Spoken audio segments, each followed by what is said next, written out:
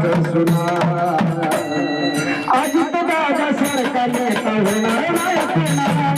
अजित दादा सारखा नेता होणार नाही पुन्हा अजित दादा सारखा नेता होणार नाही पुन्हा अजित दादा सारखा नेता होणार नाही पुन्हा दादा तुमच्या जाण्यानं झालं सारं सुना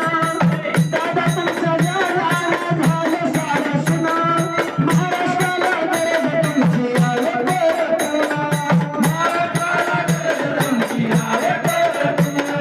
महाराष्ट्राला गरज तुमची आहे